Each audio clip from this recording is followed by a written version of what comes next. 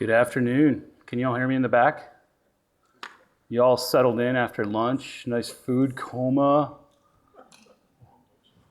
Had that nice slice of cake that you regret now, right? I do. I kind of regret eating that cake actually, but. All right, welcome to the Bringing Your Data to Life in the ArcGIS API for JavaScript vector tiles. And I must admit, my name's Craig Williams, and with me is Rene, Rubalcava. I must admit, I'm not a JavaScript guy, because we're gonna spend a lot of time in ArcGIS Pro today. And then Rene's gonna do all the JavaScript stuff, because he's the JavaScript guy. So we'll just jump in and get started.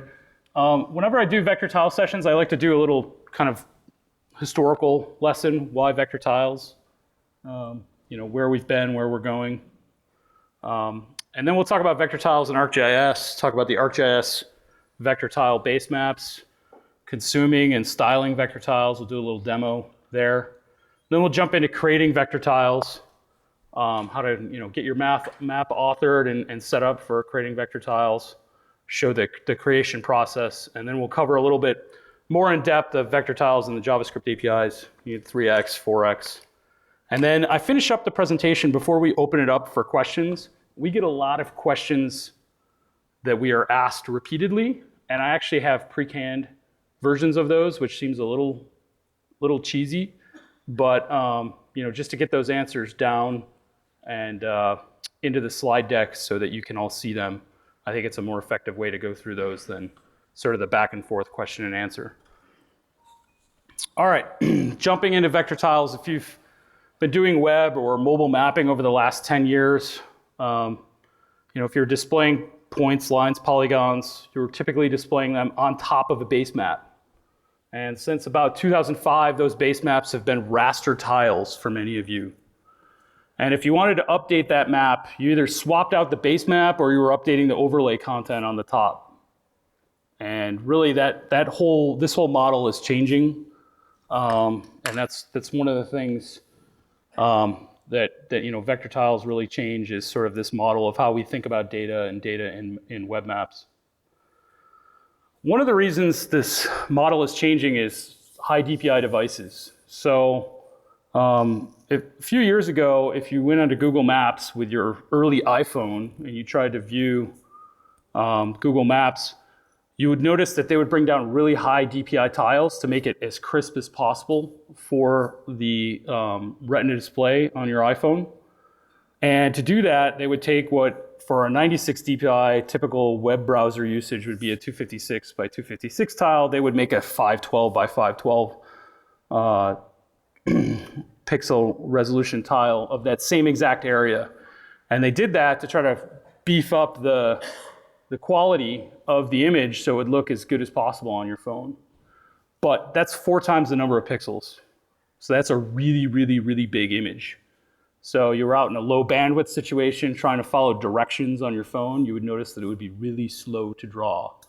And that's why Google Maps themselves moved to a vector model. Vector tiles are another approach for a vector model. Now, when I first started working in GIS, we used to always have this statement, raster is faster, but vector is corrector. And I really make our raster team angry when I say raster is no longer faster. And really, when we talked about raster tiles, a lot of people would say, well, it's pre-rendered, it's all ready to go, we just slap this image on the screen, we don't have to do anything. And that's true for the 96 DPI case. But when you start dealing with those high DPI tiles and mobile connections, that raster tile and downloading that raster tile is quite slow. And it's no longer faster. There are now vector approaches that are a lot faster in those situations. And really, why are they faster? Well, GPUs have changed the landscape. So your iPhone, your Android phone has a GPU embedded in it. Your laptop has a GPU embedded in it. Browsers are now GPU enabled through WebGL. And even virtualized systems, we have a whole virtualization section over in the showcase. They have GPU support in things like Citrix. And by leveraging GPUs to do the drawing, vector data can remain vector, but then draw at the native resolution of the device. So that image example from Google, that 512 by 512 tile, yeah, that was sort of close to your native resolution of your device, but it wasn't perfect. So depending on what device you had, it may have looked better or worse. You really want to draw at the native resolution of the device, and you can do that with hardware accelerated draw via GPU. Now, that said, raster data itself still usually best served as data, or as raster tiles. You know, there are some cases where you might be able to vectorize some raster data, but for the most part, vector tiles are for vector data sources. Now, advantages of vector tiles, display quality. You know, I can't hammer that home enough. You can draw at the best resolution, but you're doing that in a small, efficient format.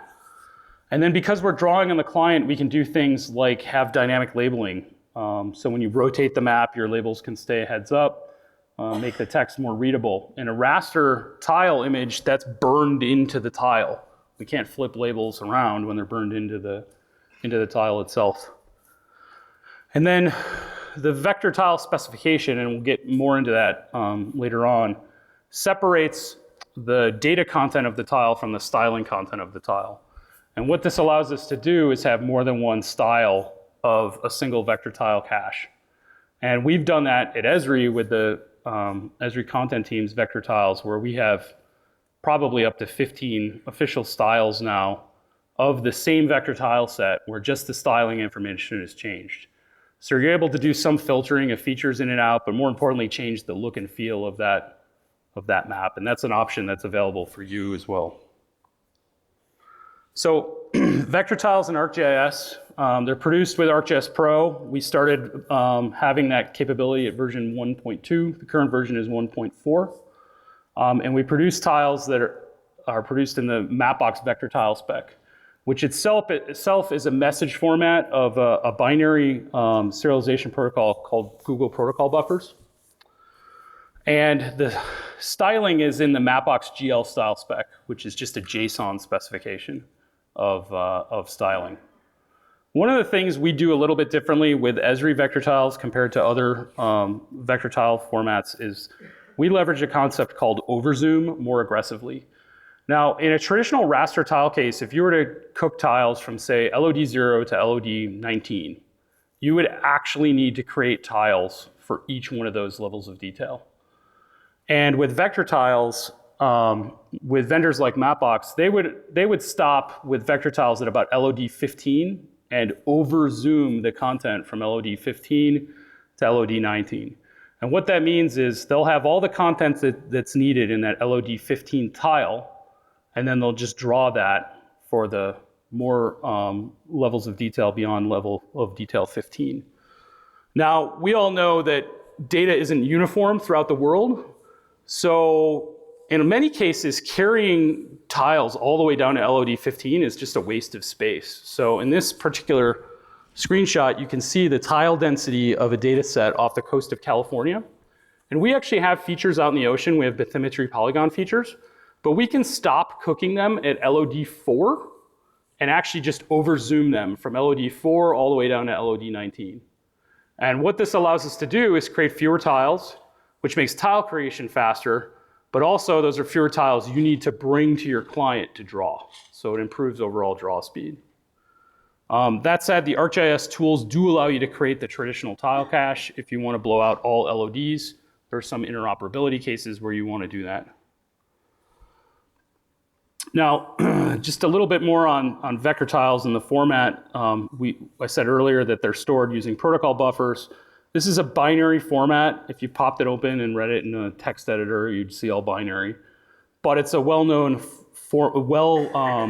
binary format, so you could unpack it if needed.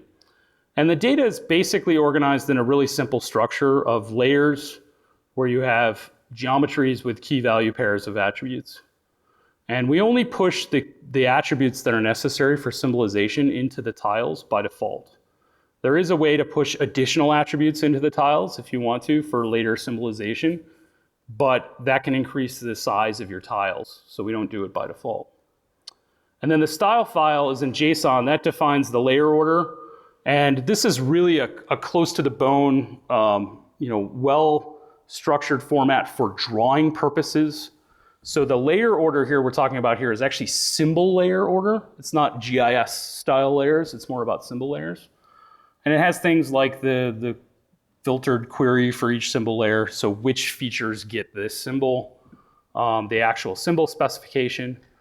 And when you're creating vector tiles, the ArcGIS Pro map and layers that you have in ArcGIS Pro get converted to this style model. And in some cases, it is a downgrade. For instance, labeling properties are significantly reduced when comparing something like Maplex in ArcGIS Pro to the vector tile specification. So it's a good idea to do a trial and see how your maps look as you publish those tiles to make sure that you're getting the output you want. Now, the tile creation process for vector tiles is orders of magnitude different than raster tiles. So for the Esri base maps, we started cooking these, I don't know, a year and a half, 2 years ago internally. And we can cook the entire world in about 8 hours. And the tile set's about 13 gigabytes. And then multiple styles can use this same tile set. You compare that with raster tiles for the whole world. To deploy a cluster of servers, it takes many weeks to cook each map style from scratch. And then, we're talking about terabytes of tiles.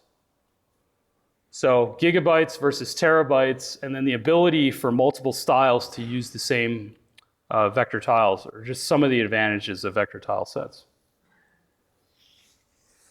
Now, we've had the ArcGIS base maps on ArcGIS.com since about November of 2015. In December, we pulled them out of beta, so they're no longer beta classified. They're full supported tile sets available on ArcGIS. We have a bunch of different styles. This is 8 of them. We actually have more than these now. And we'll jump in and give a little demonstration of how these work. Come over here to Chrome, and let me refresh. What I have here is just a simple JavaScript application that shows the Esri vector tiles. And I'm going to flip through a couple different styles, and you'll see these maps change as I click through them. In this particular case, the only difference between the first one and the second one was that the colors became transparent, and we added a hillshade raster tile set underneath. If I flip down to the topographic map, you'll see that we maintained that hillshade, but then we changed the symbology for more of the topographic style. We have a new style of roads. This matches our navigator application. And then we have a night version of this as well. So if you're using a display where you want a more muted map, you can use the night version of styles. We also have a hybrid style. So you want to display some road information on top of a traditional imagery set. This is still powered using vector tiles. We're just drawing vector tiles on top of raster imagery. And then finally, we have the canvas style base maps, light and dark canvas, and those are all powered by the same vector tile set but have fewer features. So they're filtering out features to make the map simpler so you can overlay your data on it. So this is a whole set of different styles of vector tiles mixed and matched with some extra raster tile data sets, but these are available out of the box as services from Esri. That are vector tile data sets. And we update these regularly. Every couple weeks, we're updating these with new data sets.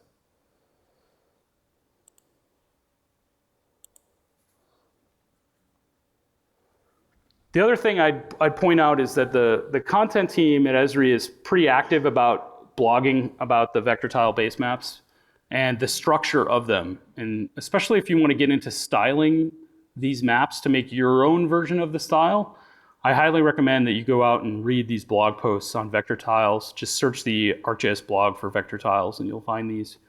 And there's guidelines about how to update the styles to create your own look and feel for maybe your own applications, and any data updates that are coming as well.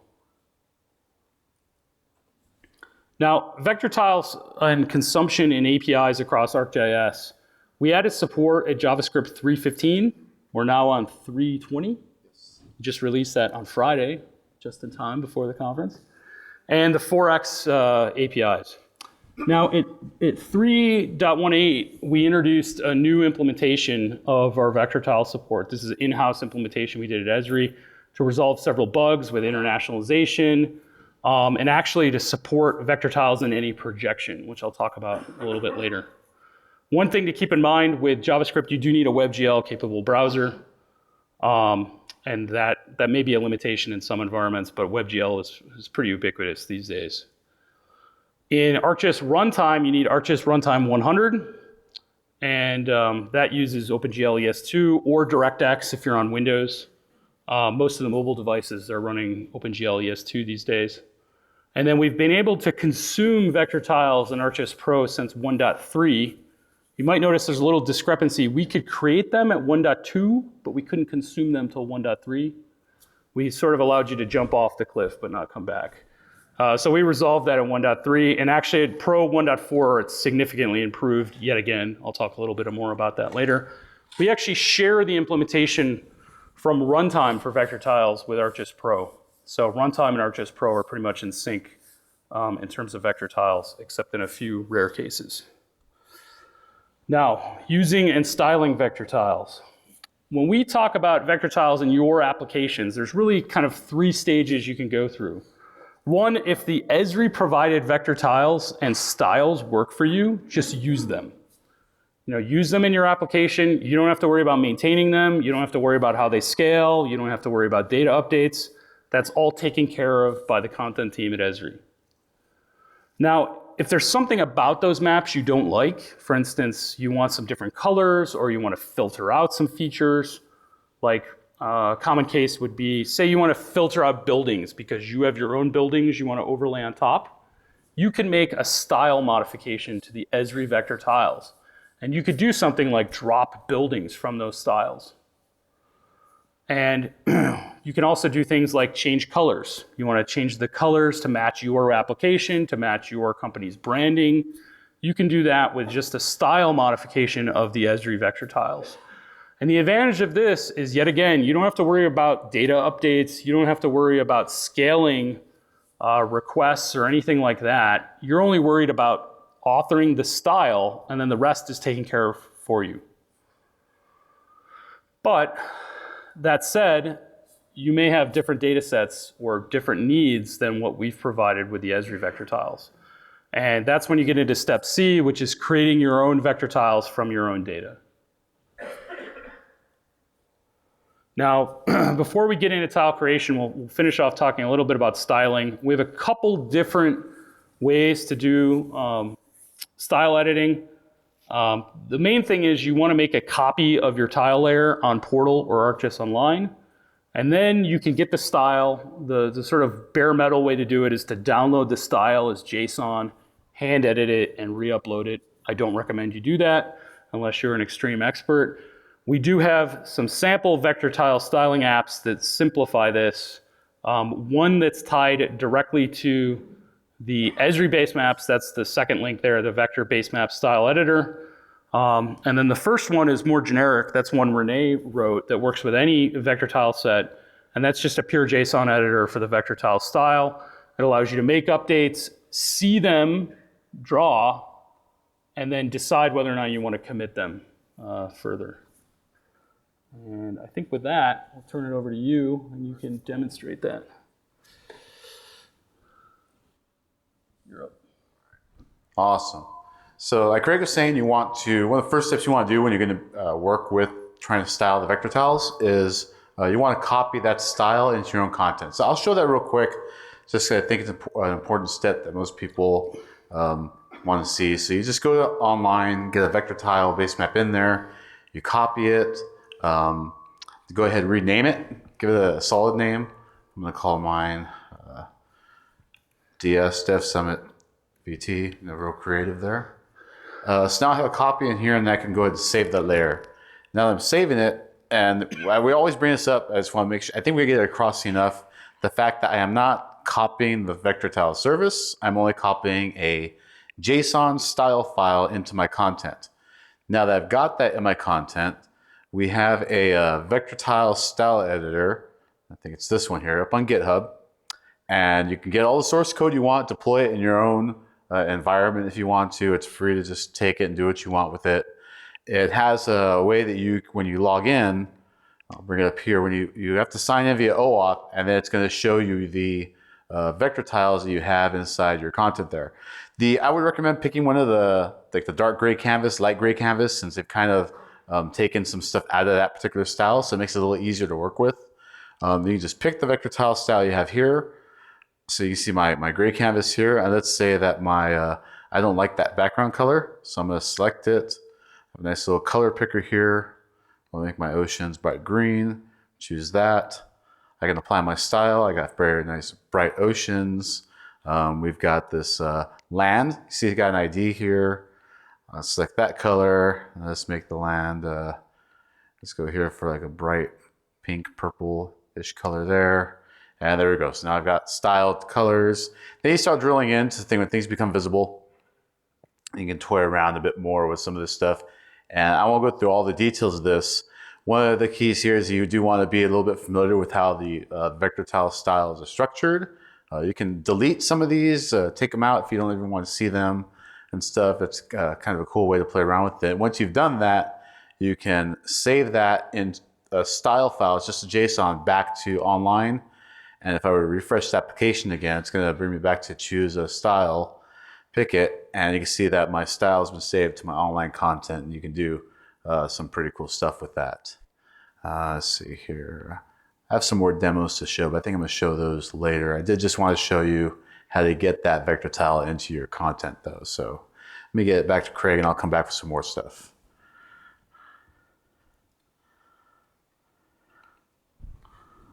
All right.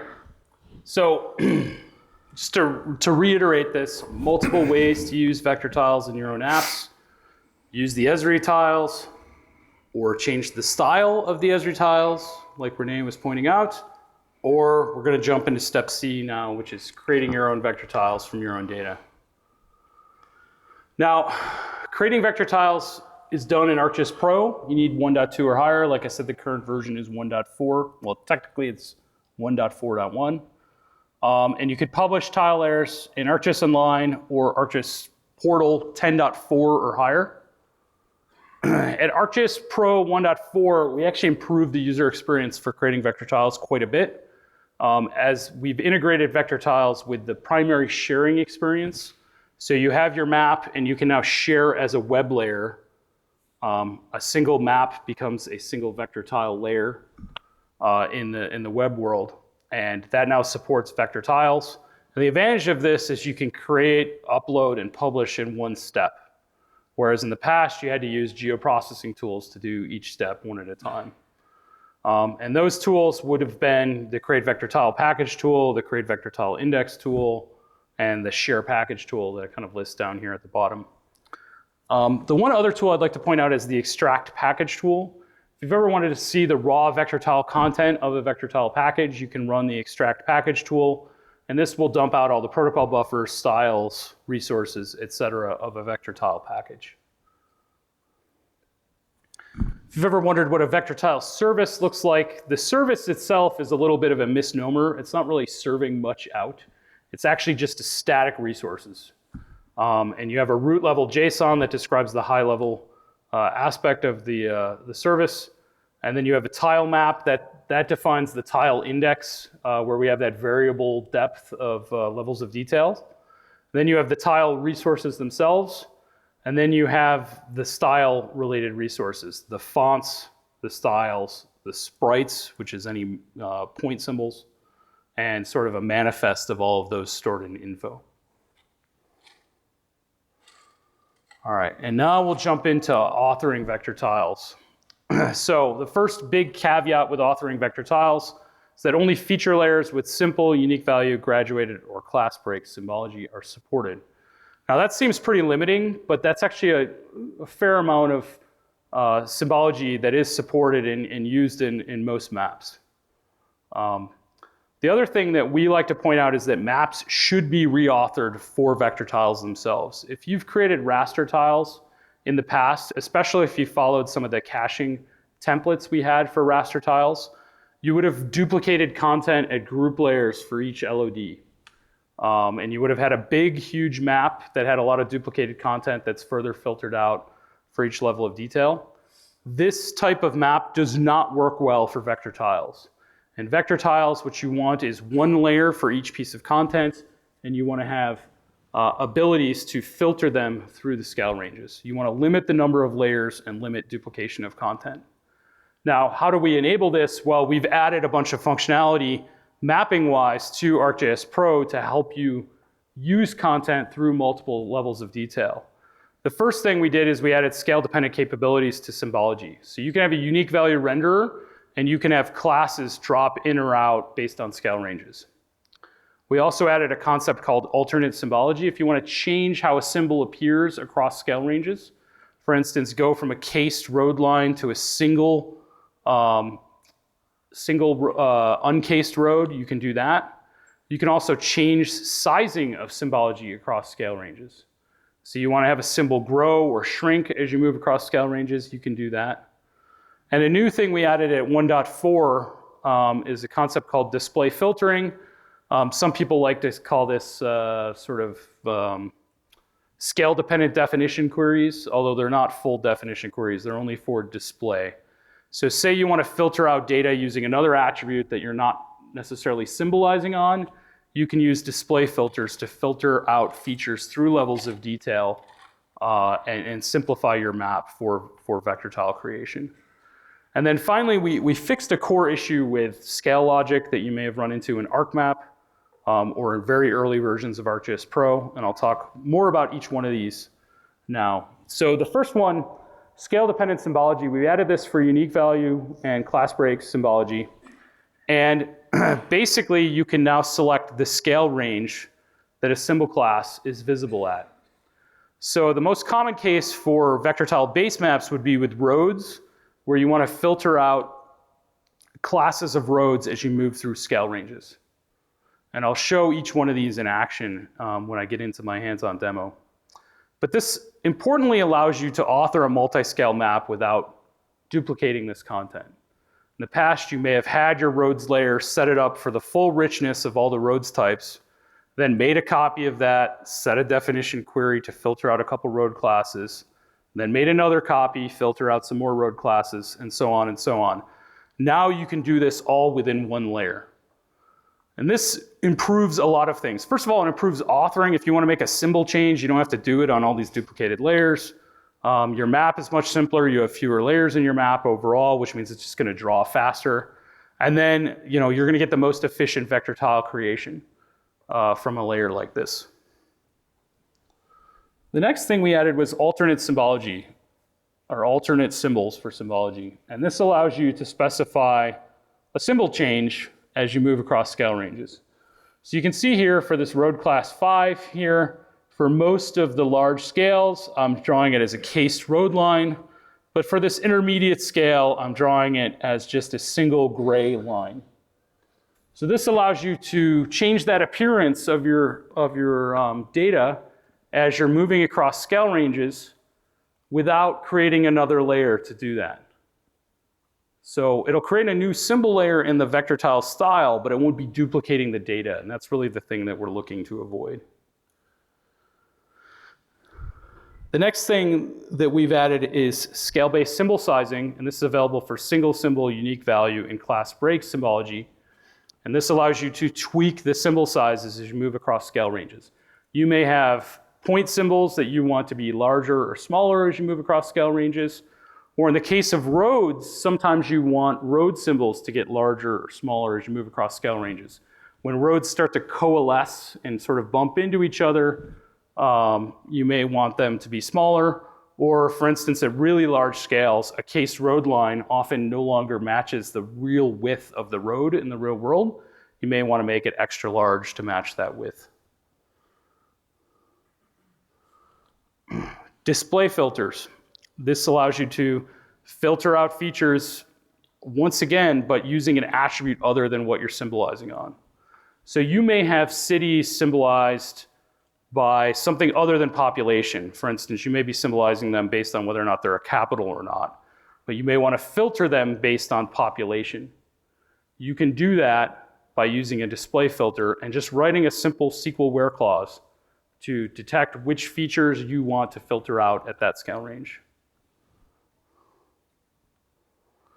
Now finally, with scale logic, there's something that we'd like you to understand. If you're used to ArcMap and authoring maps in ArcMap, say you had a layer that drew from 1 to 1 million to 1 to 500,000, and then you had a layer that drew from 1 to 500,000 and 1 to 10,000.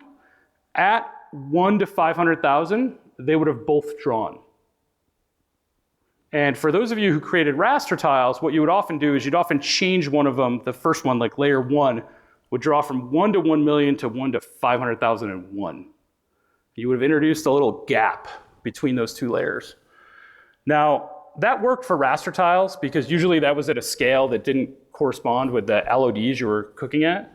But vector tiles can be viewed at any scale through the spectrum in many of the clients. So if you introduce that gap, you would actually introduce a flash of no content. It would actually not draw any content in that one scale range gap. So this was sort of a problem with our implementation of scale ranges. So what we did at ArcGIS Pro for new maps is we've kind of changed how it works. And the way it works is that layers don't draw at their max scale.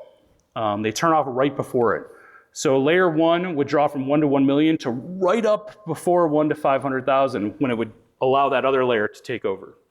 So this allows for much more smoother authoring of scale ranges through your map. And if you're importing maps from ArcMap, we're going to preserve the old behavior, but there's this option you can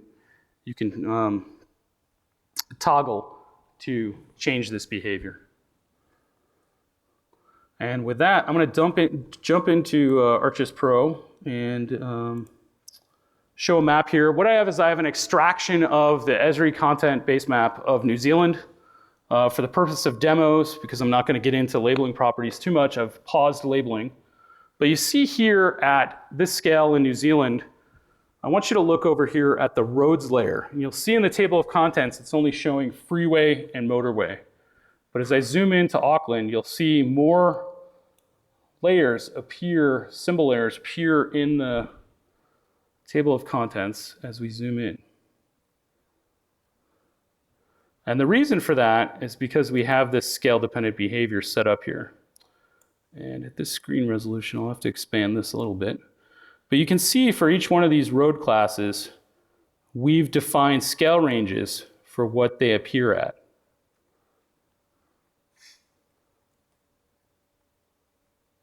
So this dynamic behavior allows us to author this one more intelligent roads layer that filters itself out efficiently as you move through scale ranges. No more duplicating of all the roads layers.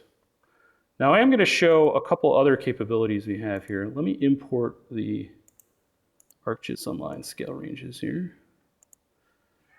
just to show some of this capability. And I'm going to go to about this scale. Now, one of the things you'll notice here is that with these local roads, we've enabled them at this scale, but they're a little thick. And if I zoom out a little bit further, they disappear. And I zoom in, they appear, and they're kind of thick. So what I'm actually going to do is I'm going to, let me click the wrong button.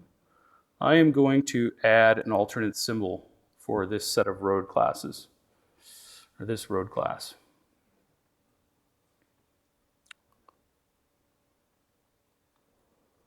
And what I'm going to do is for this intermediate scale range, I'm going to make this just this simple gray line that I've pre-stored in my style.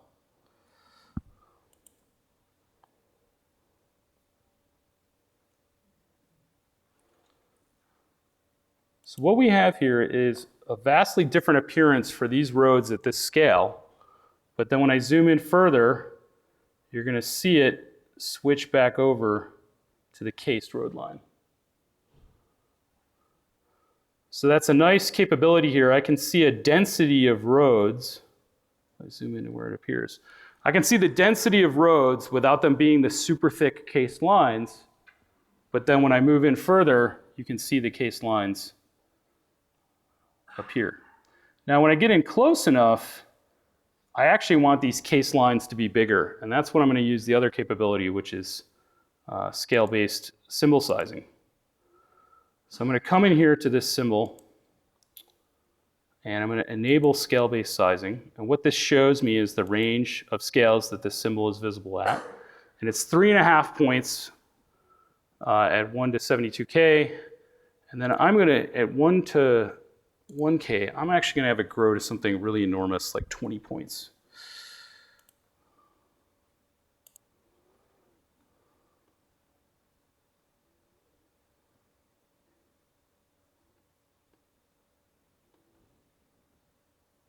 And it'll refresh. You'll see it's very big and dramatic on your screen. But you can see that it gets very, very large as we zoom in. Let me tweak that and make that a little bit smaller because that's too big. Make that about 15. Make sure that's 3.5, that's 15. And what this will be is a linear scaling as we move through those scale ranges. So this allows me to do things like have really intelligent maps that grow and change with symbol sizes as we move across scale ranges. We zoom back out to right around the scale, they appear, and you'll see they're more close to that 3.5 size. And then when I zoom in, they're going to grow and get bigger and so on. So at this point, I'm actually pretty satisfied with how this map appears. Obviously, I've done a bunch of other work prior to this demonstration, getting the rest of this all set up and scale ranged. But now I can go ahead and create vector tiles. And the primary workflow for creating vector tiles is to go to the sharing tab in ArcGIS Pro and say publish web layer. This is going to bring up the sharing dialog. And I can type in the name of my service. I can select vector tiles.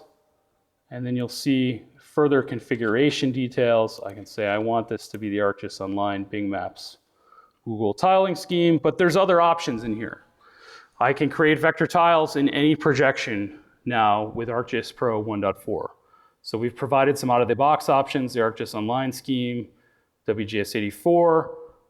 You can import an existing tiling scheme you may have from another service or a tiling scheme file, or let it auto-suggest for you.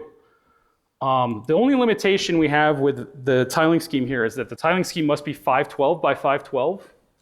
And that's mainly just to match the standard of vector tile styling.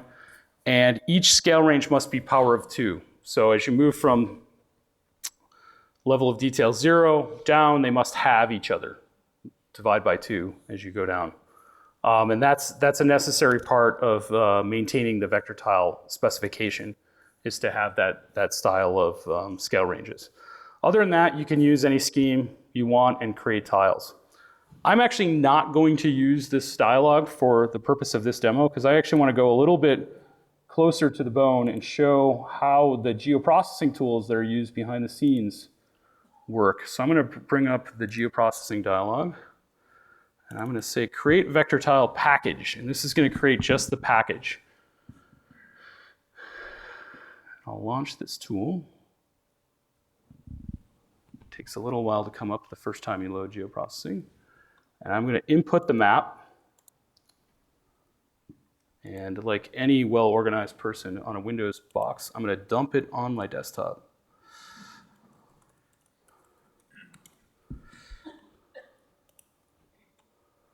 And I'm going to choose the rest of the defaults here. And I'm going to run the tool. It's doing a little validation of that output path, and then it'll kick up and run here.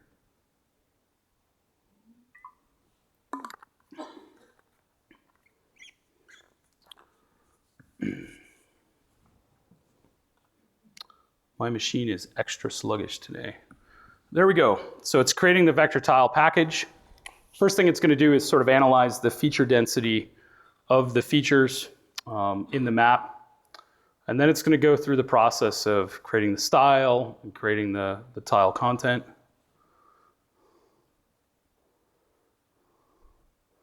It is slowly running. I'll expand this so we can see that. Now, the advantage of showing you the VTPK aspect here is there are some workflows with some of our APIs, especially in runtime, where you may want to create a vector tile package and not publish a service. You may want to use a vector tile package locally and just sideload that on the device or access it from a local file path on, say, a Windows box. ArcGIS Pro itself also supports that. And ArcGIS Pro can add vector tiles as services, or it can add vector tiles directly from the VTPK file. All right, now after it got over the overhead of geoprocessing, it's now in the main vector tile creation process. It's analyzing the feature density. And then once this step is done, it's just going to plow through and create all the tiles for each layer. Now, about a year ago, I took this extent and I started creating vector tile or raster tiles for this area. And I let it run for 2 days over the weekend, and then I needed my laptop back. So you'll see that creating vector tiles is orders of magnitude different in terms of creation size. This is actually running slower than I'm used to. Normally this process takes just a couple minutes, and you create tiles and you can update by recreating a full tile set very quickly because vector tile creation is significantly faster. It's nearly done exporting the style. That includes some font information. Talk a little bit more about that later. And then finally the sprites, and then it'll have to package up all the content into the VTPK, which is really just a zip file with the content, and we'll create all that.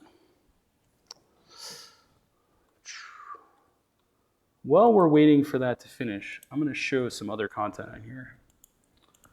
I have vector tiles created in a variety of different projections. That's one of the capabilities we added at ArcGIS Pro 1.4. And I'm going to show that one of the interesting projections. You'll see every Valentine's Day, Bon, looks like a heart. And I'll add this to a map in ArcGIS Online, and it instantly recognizes that it's another projection and drops the base map that already exists, and it takes over as the base map. So we have some interesting projections that we can now create vector tiles in and use as vector tile layers in ArcGIS Online. Now, to prove that this is a real vector tile layer in a real projection, the next thing I'm going to do is I'm going to add another data set. One of the capabilities of feature services in the ArcGIS ecosystem is that they can project on the fly. So here I have a vector tile data set in a Bond projection, and then I have WGS84 world cities, and they're all projected on the fly into this projection. So really nice capability here with different projections available in ArcGIS.com. Now hopefully Pro is finished. Not quite done. Something crippled my laptop today. Usually this takes about 90 seconds. So I'm unsure why my laptop is so slow. But we'll let that finish. Let me see what other projections I have. A Berghaus Star, Robinson. Another case, if you're used to creating data for your own local coordinate system for whatever government you may work for, may have a defined coordinate system, or your organization, or whatever else, you can add, let's see, I thought I asked it to be added to a new map, but maybe I chose the wrong option. I've created this vector tile cache of Ireland in Irish Transverse Mercator, because that's a very common projection used there. Add layer to a new map. That's the option I want.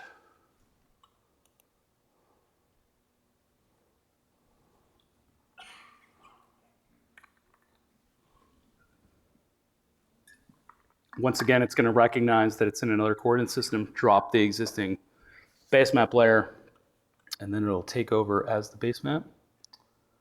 And I created this with a world extent, so now I need to find Ireland.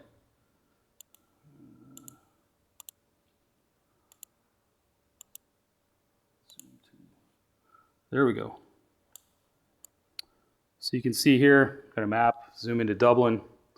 Doesn't look that different than your existing tile scheme or tiling map.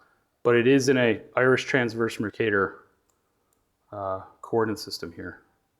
So we allow creation in any coordinate system that ArcGIS supports. Okay, finally finished. That's probably about 3 times longer than it normally takes. But that said, it was 4 minutes and 46 seconds, which is quite fast. So vector tile creation, orders of magnitude different than raster tile creation. I can show you now, and I won't make you suffer through the whole upload process of this, but if I did upload this content, I'll do this while Rene does some demos. The one way, if you create a vector tile package locally, you don't use the Share as Web Layer tool, you can just come here and say Add Item from my computer, and you can browse for the file.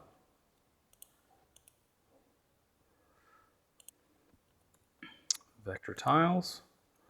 And I could say Add Item, and you'll notice here that there's this little option that says Publish this file as a hosted layer.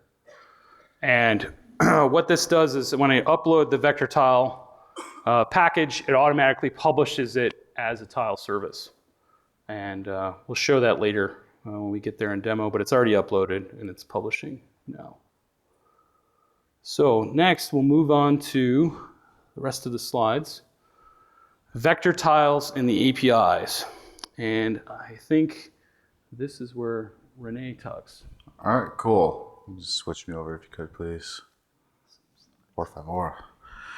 All right, so yeah, we got the vector tiles and API. Like Craig was saying, we got them in a couple releases ago. We have our own implementation of the vector tiles now, which lets us do some really cool stuff like the custom projections. Let's just fix some issues that were there about some locale labeling issues and whatnot. We already showed you how you can get them in Portal. The support right now is in 3x and 4x across the board. We talked about the browser support, how the tiles are drawn. Let me get to here. Let me get to show some cool demos. So just like we did the custom projections when we did our own vector tile implementation, it lets us do things like bring vector tiles into 3D. And we're constantly working on this right now with every release, kind of improving the way that the vector tiles get rendered in 3D. But you can see here that it looks a little odd with vector tiles only because I've got my elevation layers on. So we don't have a really, and it's kind of tough to see how cool it really is, but we're bringing all this stuff in and rendering them on top of a elevation layer and stuff and using them on the globe, which is pretty cool. So yeah, the vector tiles do work in 3D. You can use them there. I was just talking to some of the 3D guys this week about maybe some cool things we can do with that stuff down the road. Let me go over here. I've got some other really cool demos. So if you want to toy around with the vector tiles for your own customizations and stuff like that, I mean, in the API alone, as far as what you can do with them in JavaScript, you could display a vector tile. You could do some stuff with them during runtime if you want to tweak what happens with the vector tiles. Basically, you can turn some stuff off. So like in here, I want to turn off maybe the buildings. So I can uncheck that, and now my buildings have disappeared. If you missed that, there are buildings, no buildings. Amazing, right? If you want to copy that JSON, I've got a little thing here. You can click that button. You can grab the JSON for the style file in here and do that. These are kind of things you can do with your application if you wanted to do it. It's pretty neat. It's kind of cool. There's some configuration in here too. Buildings have a sublayer of building. It's a little odd the way that kind of worked out. Let me just go through another one here. So this is for like branding, and I know I show this all the time, and I get either people really like this or I get total flack for it from some of our content guys because they're like, that thing is horrendously purple and gold, but I don't care. It's a fantastic map. If you want to brand your base maps, you can do that pretty easily with the vector tiles. Then you can use JavaScript API to kind of style the entire UI around your branded vector tile base maps. I am waiting for a very large corporation to approach me and ask me to do the maps for them. I know, Lakers call me. I got this other sample here, and I'm just rolling through samples here and how you can tweak the styling during runtime and stuff. So let's say, for example, I took my purple and gold map. I'm going to pick all the purple colors here, and now I want them to be blue. I'll apply that update. And now everything that was purple is now blue. I can pick everything yellow, turn it red, apply that update, and make everything red. So you can do this kind of neat stuff on the fly. And imagine maybe you were doing this at different scales with your vector tiles for whatever odd reason. You need to change the color of buildings when you're zoomed in at a certain level. But you know, the tiles aren't cooked that way. You can just change the style of the buildings at that level and put them back to what they were as you zoom out, kind of thing. So this one's here cool. We had a question before the session started on how can I query my vector tile data. So you publish vector tiles. There's no attribute data associated with the vector tiles that it has any meaning beyond how do I draw it, like what is the actual geometries, and if I'm like a building or street or whatever it is. So this is a custom vector tile layer that I published. It has some housing information. This is like a hex bin of all the US census blocks.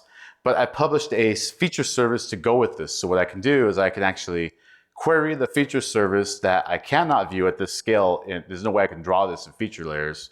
And I query that feature service to display a pop-up on the map. It makes it look like I'm querying my vector tiles layer, but I'm not really. I'm it's a little hack. I'm tricking you into thinking I am. I could have just said, look at all this cool stuff I can do with vector tiles. But again, we're just going back to a feature service doing our queries there. This is kind of a cool one. I didn't even know about this. You could do this week. There's a filter spec on here. I tried doing this in 3D, but our 3D refreshed isn't doing everything I think it needs to do. I need to go to our 3D guys today and upset them. But basically, you can apply a filter to the vector tile styles to filter out certain items. So some guys here are really cool. George, I can never remember his last name. It's too hard for me to say. Please tell him I'm sorry. You can. He has these flight paths, right? So now I'm going to show traffic to and from Chicago, Illinois, right? So everything coming out of Chicago. This is a published vector tile service he did. I'm just filtering out those flight paths that are being drawn, each one. And I can go ahead and I can change the colors. He's got some custom color schemes in here where you can start changing all the different colors out and stuff. It's a nice little app he put together. You can see it out on the JavaScript island if you want to learn some more about that. He has it up on GitHub. So you can actually download it and try using it. I just wanted to show this one here, an application you can do when you want to change your vector tiles from nighttime to daytime. Say it gets late in the day and you want to change your base map, change the base map to street night vector, to street regular navigation vector, and so on. And it's, it may not be completely useful, but who knows, maybe you have time-aware application that you want to change your vector tile base maps and stuff. Okay, so that's what I wanted to show. I'm going to give it back to Craig because he's got it. All right, it did publish. So here's the end result, and you can see, as I zoom in, you'll see that style switch over to the cased road lines, and them get larger as we zoom in. So that was what I authored in Pro, created the tiles, and published the service, and it's all up and running. All right, we'll finish it off with these common questions. First thing a lot of people ask is, why would I need to be able to create raster tile, or why would I create raster tiles anymore? And the big thing that we ask you to do is consider the clients that use your vector or your tile sets and whether or not they'll be able to support vector tiles.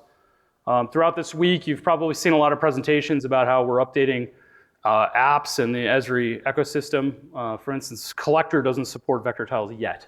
It will later this year, but it doesn't yet. A lot of our apps on runtime are being updated to support things like vector tiles, but they're not quite there yet. So this will evolve, and eventually you'll probably stop asking this question, but at this point, it's not a solution for every case. The next thing a lot of people ask is, can my data be extracted from vector tiles? And this is sort of along the lines of what Rene just showed with querying. We only write the minimal number of attributes we need to draw the vector tiles, and then on top of that, the geometry is heavily generalized, dissolved, and optimized for drawing performance. There are, geometries in there and this minimal number of attributes, but it's not the raw data from your data set. Can I show pop-ups for vector tiles? We don't have raw pop-ups out of the app. As Rene showed, in a custom application, you can build them to hit a feature service.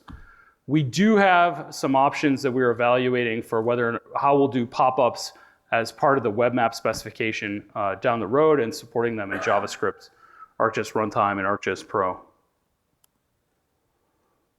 Can I create vector tiles for any map projection? So first release, we only supported Web Mercator Auxiliary Sphere. At ArcGIS Pro 1.4, you can create them in any projection, use them with JavaScript API 3.18 and higher. Can I project vector tiles on the fly? ArcGIS Pro actually supports this, and it's much improved in 1.4. It is a pretty heavyweight operation, and I don't expect JavaScript or the runtime clients to support this anytime soon. Should I reauthor my maps for vector tiles? I talked a little bit about this as part of the process for creating vector tiles, especially if you had a raster cache that you were creating and you had all those duplicated layers. Yes, we would like you to recreate your map for vector tiles to take advantage of a lot of those new features and minimize the amount of content you're duplicating across scale ranges. We have an entire help topic called Author a Map for Vector Tile Creation that guides you through this process. Will ArcMap support vector tiles? And it is unlikely we will ever have vector tile support in ArcMap. And definitely we will not do creation of vector tiles in ArcMap. So ArcGIS Pro is our way forward with vector tiles. Can I do server-side vector tile creation? This is a question I have answered many times at the showcase this week.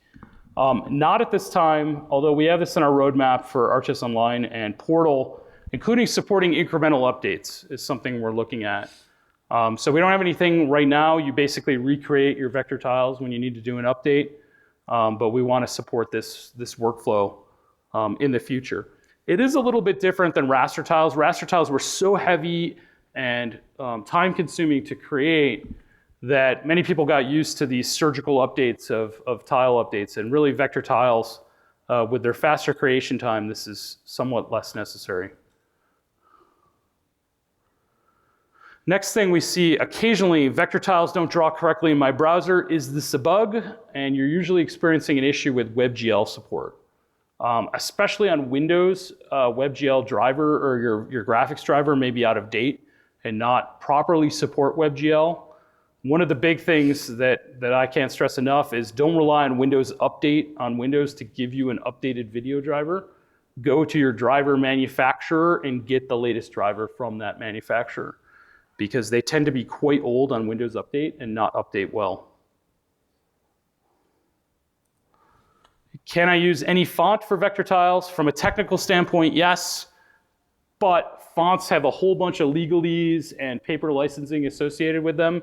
You should really read to make sure that you're licensed for a font if you're going to use it. That said, there are a lot of open source fonts these days that have much more free licensing options, and you can use those for your vector tiles.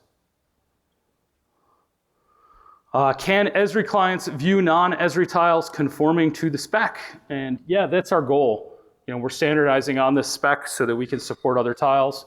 There's a partner here this week, Mapillary, and they have vector tiles that they create in their own infrastructure, sort of outside of the ArcGIS world, that you can view in the ArcGIS JavaScript API, in this case through the map viewer in ArcGIS Online. And these show the tracks of images that are submitted to Mapillary. And you'll see here, these tiles are created in a totally separate environment than ArcGIS on their backend database.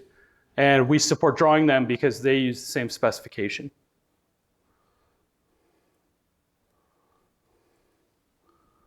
Can I print vector tiles?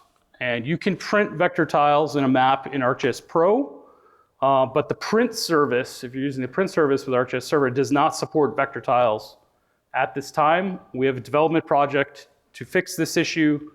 We're hoping to do that later this year. And that's the end of the presentation. We have a short amount of time for questions. I need to tell you to take the survey, and we could take a few questions while we're cleaning up here.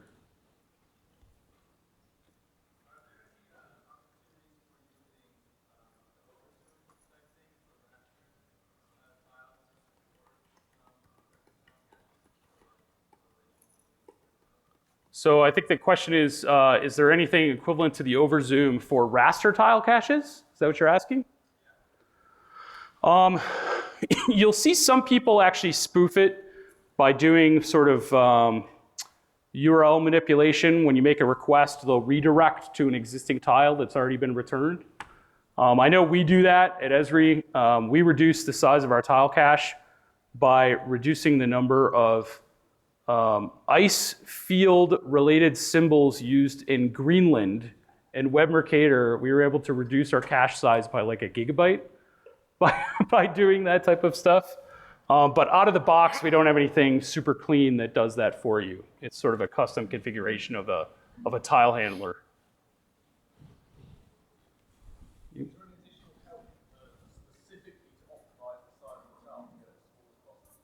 So the question is there any additional help to optimize the size of a tile to get it as small as possible?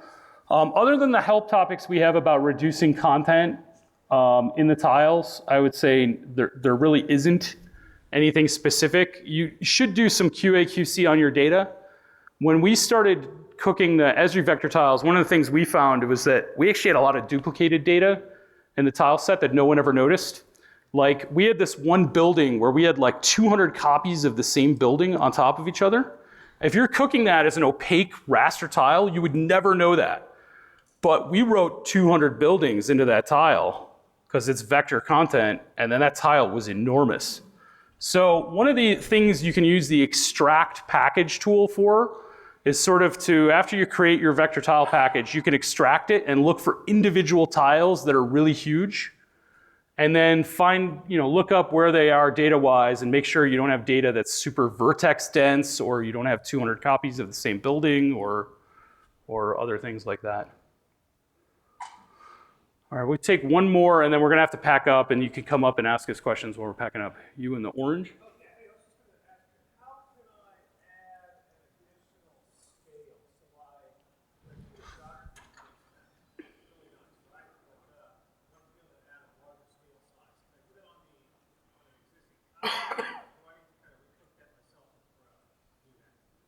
So the question is, how can you expand the scale range of the tile set?